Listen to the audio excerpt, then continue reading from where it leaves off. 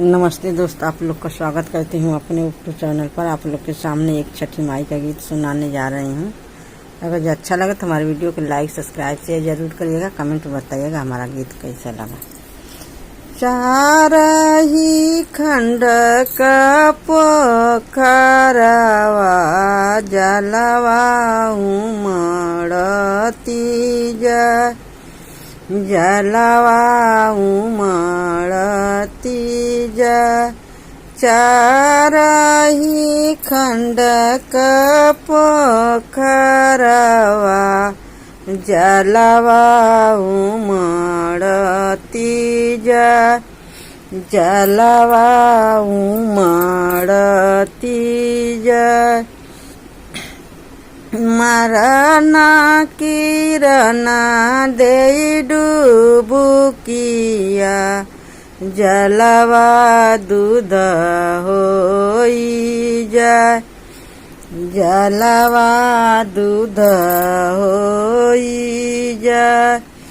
मरन सुनीता दे डुबुकिया, जलवा दूध होई जाए, जलवा दूध होई जाए।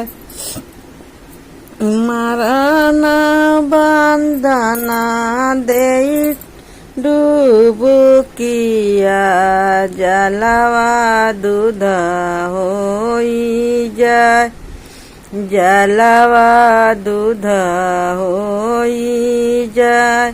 मरन बिंदु दे डुबुकिया, जलवा दूध होई जाए, जलवा दूध होई जाए। पहिनी ना संजय देव पियरिया,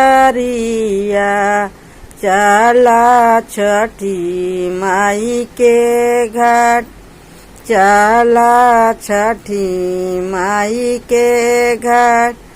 पहिरी रविंदर भैया पियरिया, चली छठी माई के घाट, चली छठी माई के घाट। पहिना जगतरा देव पियरिया, चला छठी माई के घाट, चला छठी माई के घाट। 3 दिन का भूखली तिरियावा, भैली जलावे में ठाठ, भैली जलावे में ठाठ। थर थर कापेले बादानिया, ओठवा गईल जुरा, ओठवा गईल जुरा। थर थर कापेले बादानिया, ओठवा गईल जुरा, ओठवा गईल जुरा। चार ही खंड का पोखरवा,